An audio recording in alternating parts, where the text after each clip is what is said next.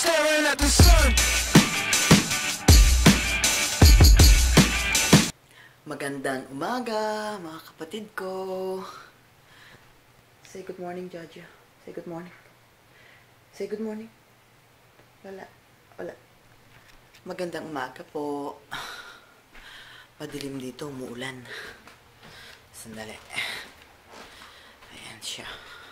Pakita ko lang. Ayan, umuulan siya. Diba? Masarap ang hangin, nakakaantok. And as usual, pangit na naman ang tulog ni ate. Hindi na ako nakatulog till 2 o'clock ng madaling araw. 2 o'clock na ako nakatulog. Tapos, pagising-gising ako. Nagising ako ng mga 7:30 or 7:34. Tapos nagising din ako ng 8:32. Tapos yan, gising na naman ako. Tumayo na ako kasi marami pa akong gagawin eh. Tawag dito ayusin pa yung closet ko, of course. Gusto ko na talaga matapos yung closet na yan. Diyos ko. Lagi na lang akong nadidelay. Tapos, isipin ko kung ano maging breakfast ng anak ko. Tapos lunch namin. At ako, alam ko na ako ng dinner eh. Magluluto ako, anong lutuin ko for dinner. Pero aside from that, sa breakfast and lunch, mag-iisip pa ako. Anyway, di bale next month, beginning of schooling next month. So yung baby ko, back to school na siya ulit next month. So, konti na lang. Okay guys, hanggang mamaya na lang, okay? You guys, see you. Kagising lang ni ate. Sorry kung pautalo-tala ko. Sorry. Okay mga kapatid, nandito naman si ate. Breakfast ng anak ko. Ham, mushroom, and eggs. So lulutuan ko muna siya ng breakfast niya ha. Tapos babalik na lang ako mamaya ulit. Kasi ang hirap magluto, napapansin ko pag nagluluto ako. Tapos yung camera, syempre naka-on, nahihirapan ako magluto ng isang kamay lang. Lalo na kapag kailangan ko mag-beat ng eggs for this menu or for this food. Okay mga kapatid, mamaya ulit pakita ko sa inyo paano ako magluto nito. Okay? Bye! Okay, yan na yung itlog. 3 itlog siya. Tapos nilagyan ko lang ng asin at saka paminta. Okay? Tapos sinusutay ko na lang yung yung mushroom. Ito yung breakfast ng anak ko. Ayan o. Okay? Tapos ihalo ko na yung ham. Okay? Halo na natin yung ham ha.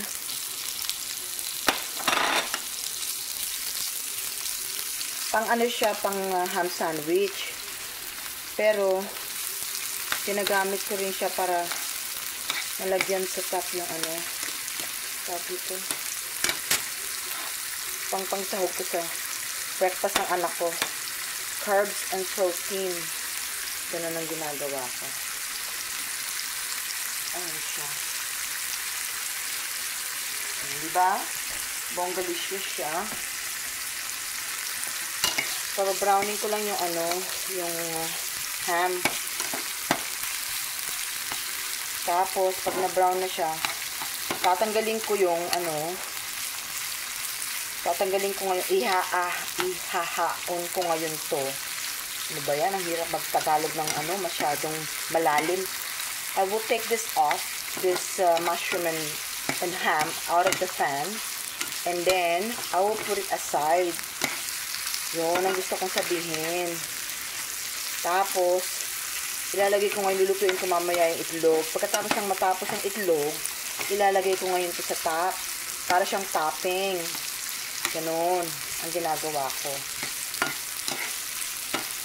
Tapos yan. Yan ang breakfast ng anak ko. Diba? Ganito yung mga breakfast na gusto niya. Kasi nga, meron siya ditong guideline kung anong mga kinakain niya. Dapat nga lalagyan ko pa ito ng spinach. Pero nakalimutan ko bumili ng spinach kahapon. Kaya hindi ako nakabili. Pero pag minsan, yung niya, lunch niya, tawag dito, yung cucumber, tapos nirorolyo ko sa ham. Ganon. So, yun lang, ganun lang magluto si ate ng mga pagkain ng anak ko. Kasi meron nga siyang guideline na ganito, ayan o. Ayan, ab diet siya. Yung niluluto ko ngayon is, nasa na ba yung eggs and, eggs with something. Nasa na siya? Ayan, 3 eggs with spinach and mushroom. Pero dahil wala akong spinach, nilagyan ko siya ng ham, which, siya, sa meal 1 siya. Gagawin ko siya, gano'n. So, yun. Kaya, yun ang luto ni ate. Ganon ko siya nilulutuan. Okay? So, for lunch, hindi ko pa alam kung napapakain ko sa kanya. Hanggang mamaya na lang, kapatid. Bye-bye. Ayan na yung breakfast ng anak ko. Juice. And that's it. Hindi nagbe-bread. Ayan, nagbe-bread nun. Unless soup ang kinakain o sandwiches. Okay? Yun lang. Shinare ko. Akit ko na to sa kanya. Okay, bye-bye. Okay. I'm on the second, Tupperware. Yan kasi, yung isa, nilagay ko na yung mga damit dito. Ayan siya. Pataas ng pataas yung padadala ko sa Pilipinas. Padami na rin ng padami yung bibigay ko sa Goodwill. Yan. Tapos ito, tatalak. Ngayon naman yan ang aking tatalakayin. O aking aayusin. Nailagay dito sa closet ko. Meron pang isang yan, Tupperware. 3 yung Tupperware ko eh. Puro damit. Patrick, man. Daming damit. Kaya kailangan ibigay. Ibigay ng ibigay lahat. Okay mga kapatid, hanggang mamaya. Bye-bye. Hello again mga kapatid ko. Nandito na naman si ate. Anyway, this time, magluluto naman si ate ng meatball sandwich. Okay? So, lang siya, frozen by frozen lang siya. O, Krisha M, sister, do you remember, nagtanong ka sa akin ng comment mo sa akin, nag-question ka sa akin ng kung ano yung paggawa ko kahapon ng sausage roll. Hindi ko siya ginawa, kapatid, ha? Lang siya, frozen lang siya, para siyang ganito. Ganito lang siya, by President Choice siya. Ganyan. So, nilagay ko lang siya sa oven, kaya madaling-madali lang siya. Okay, kapatid? So, Krisha M ata siya. Nakalimutan ko na. Titingnan ko mamaya, tapos sasabihin ko ulit, ha? Pero anyway, naglagay lang ako ng ng olive oil ulit sa ayan, olive oil. Mahilig akong gumamit ng olive oil kasi yung trans fat is mababa lang siya. Hindi katulad ng mga ibang oil. Pero you know what? Ang ginagamit ko talagang oil is vegetable oil. So anyway, pero ewan ko, ba't type ko yung lasa ng olive oil. Anyway, hindi pa ako tapos maglinis. Pero papakita ko lang sa inyo. Okay? So, mamaya ulit, ha? Bye-bye. So, ganyan na siya, kapatid. Oh, mga meatballs na nandyan na. Nilagay ko na siya. Galing sa box. Okay? Yan kasi ang gagawin ko, oh. Ayan. Okay, mga kapatid. Hanggang mamaya na lang ulit, ha? Luluto muna si ate. Okay? Mahirap kasi magluto pag isang kamay lang. Okay, sis. Ayan na yung meatballs. Luto na siya. Ngayon naman, magsusutay ako ng onion. And i-add ko na siya dun. Okay, mga sister. Mamaya ulit, ha? Pagod na si ate. Grabe. Ang tagal ko sa closet ko. Malapit na. Konti-konti na lang. Sige, mamaya na lang, ha? Bye. Okay, so, ayan na yung pot ko. Gumamit na lang ako ulit ng olive oil para sa magsusutay kasi ako ng onion. Ayan. Ayan. Okay.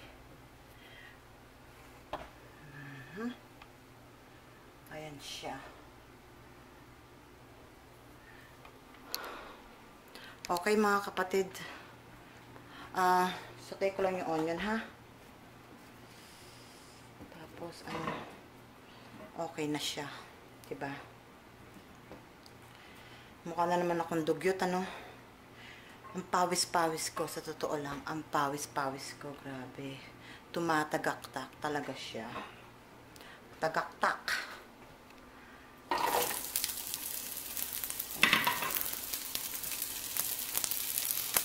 Ayan siya. Okay. Tapos i-add ko na lang, pagkatapos ko ma-brown yung yung onion, i-add ko lang yung i-add ko na lang yung meatballs. Tapos na, tapos lalagyan ko ng sauce. Ganun lang. Madali lang siya, mga kapatid. Sa totoo lang. Super. Kaya lang kasi yung habol ko, yung paglambot nung meatballs. Nga pala, mahaba na yung kuko ni ate, oh. Diba? Ang ganda. Salamat naman sa Diyos. Pero pinapapawisan ako. Sige mga kapatid, mamaya na lang ulit ha. Ayan na siya mga kapatid. Nilagyan ko lang ng paminta. Marami ako magpaminta. Saka konting asin lang. Kasi maalat na naman yung tawag dito, yung meatballs. Kaya talaga gumagawa ko na sarili kong meatballs. Kaya lang, dahil alam kong meron akong project na gagawin ngayong araw na ito. Kaya yung frozen meatballs na lang ginamit ko. Pero normally, akong gumagawa ng sarili kong meatballs. So yan. Gumamit lang ako ng pasta sauce. Tapos na. Hindi ko siya masyadong sinusote yung parang sunog. Kasi yan ang gusto ng asawa ko sa meatballs niya. Yung parang raw onion stuff. Ganun. Ayan. Palalambutin ko na lang yan. Ox na yan. Ayan. Balik trabaho sa taas. Okay mga kapatid? Hanggang mamaya ulit. Okay, maliligo si ate pagkatapos maglinis sa taas. Tapos magpapahinga na ako. Tapos na ako. Hindi na ako maglilinis kahit kailan. Hindi, tapos na ako sa mga project ko. So, I'm okay. I'm happy now. Bukas, rest time na ako. Hindi na ako gagawa ng iba. Magba-vlogs na lang ako ng vlogs. Okay, guys? So, okay, bye-bye. Mga kapatid, balik si ate. Ayan na, tapos na siya. Nalinis ko na siya. Salamat sa Diyos. O, diba? Nandito ngayon yung mga pang-winter ko. Ayan siya, mga pang-winter ko. Madilim siya. Tapos dito, nilagay ko lang yung mga bags, mga ibang bags ko. Hindi ko matapon-tapon yung Louis Vuitton kong bag na nasa taas. Lalagyanan lang naman siya nung binili ko yung bag. Kaya lang, may ako dyang attachment, kaya hindi ko matapon. Ito nga pala yung mga dresses ko, coats ko.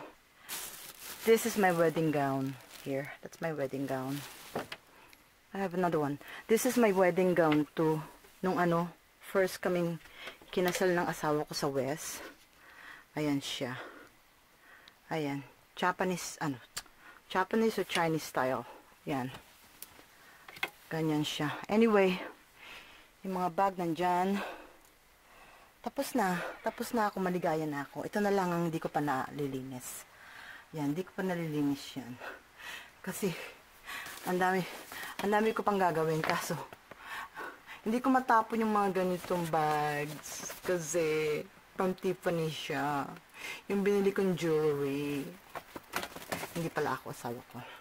Saka yung mga ganyan ko, yung mga Swarovski. Hindi ko siya matapon. Gusto ko siyang i-frame. Yung Versace ko.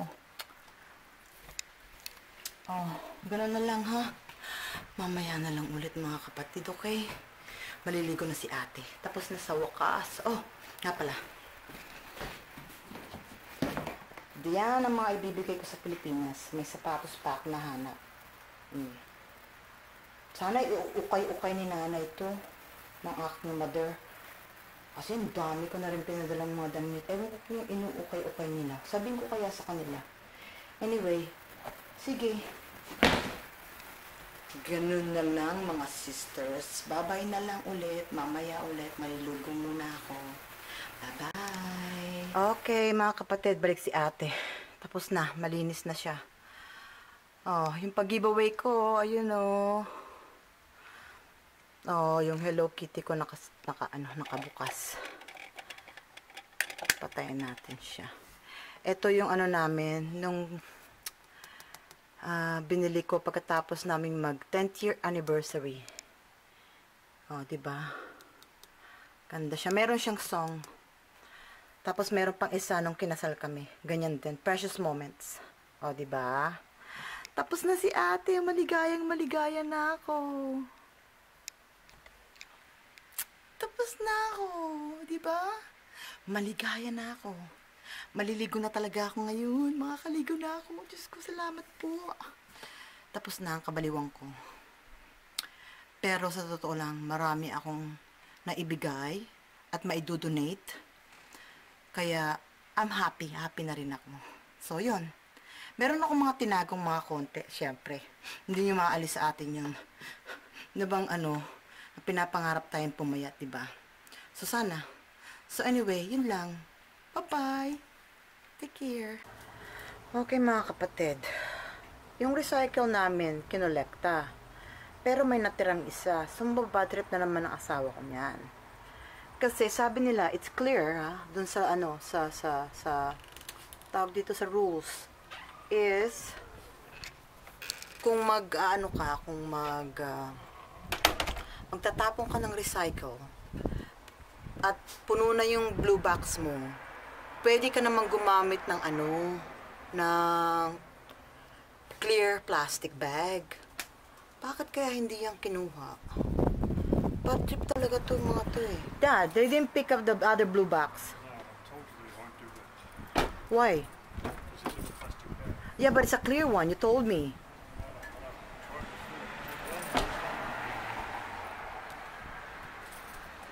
Okay, say hello. Alright. Okay, bye-bye guys. Bye-bye. Okay, hello mga kapatid. Magpapaalam ako ng maaga ngayong araw na ito dahil marami akong ginawa. At nakita nyo naman, makikita nyo naman sa vlog ko. Maraming ginawa si ate. Kaya, for a meantime, magpapahinga muna ako at magbababay na ako sa inyo. Okay guys? Anyway, kay Krisha M, ang tanong niya sa akin is kung paano ko niluto yung sausage. Okay, sis, hindi ko siya ginawa ha. Inano ko lang siya. Ang tawag dito, binili ko ng frozen food. Pagkatapos, tawag dito, yun, niluto ko nilang, nilagay ko lang sa oven. Yun lang, hindi ko siya ginawa. Frozen siya. By President Choice, sausage roll ang tawag. Okay, Krisha M, shout out ko sa'yo sis, yun lang, sa comment mo. Naman kay Nancy Live TV. Hi sis, kapatid, tinanong mo sa akin kung saan ko nakuha tong tripod ko. By source, meron dito sa atin, meron dyan sa inyo, source. Lang siya, in-order siya ng asawa ko. Dati siyang $30. Tapos, nabili niya ng half price. Nag-sale. Kaya yun. Yun lang sis.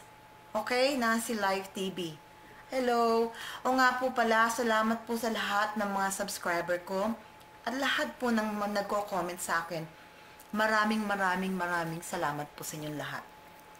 At sa wakas nakaligo na si ate, di ba? Hindi ko pala nasabi sa inyo kanina.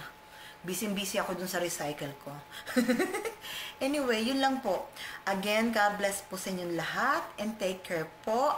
Oy nga pala, sa lahat ng mga nagdi-dislike sa akin, yung mga nagta-thumbs down, thank you po. Marami pong salamat. Alam niyo po ba kasi, alam kong hindi po ako perfecto eh. Kaya yun. Kaya nararamdaman ko na meron akong mga dapat siguro i-improve yung camera ko or your lighting ko, yung mga ganun. Kaya nagpapasalamat po ako sa mga thumbs down nyo. Kahit na ganun. Okay lang po sa akin yun. Kasi po si ate, hindi ako pikunin tao eh. Kaya okay lang sa akin yung mga ganun. Saka hindi ako masyadong magalitin. Hindi ako nagagalit masyado. Kaya ganun. Siguro kailangan yung magalit ako yung merong reasonable. Yung tawag dito yung talagang legit na reason bago ako magalit. Kasi hindi po ako nagagalit. Kaya ganun. Salamat po sa inyong lahat, ha? Mga subscriber ko, saka sa mga comments, sa mga likes nyo. Marami pong salamat. Sana si Sis Ann Klutz, sana mga anak na siya. Hi, Ann. Shout out din sa'yo. At saka kay Mel, malapit na rin mga anak si Mel, Sis Mel, Lim. Hello, Seb. Yun lang po. Marami pong salamat talaga sa inyong lahat. Thank you, thank you, thank you, thank you po talaga. Thank you po. Okay, God bless. Take care. Bye-bye.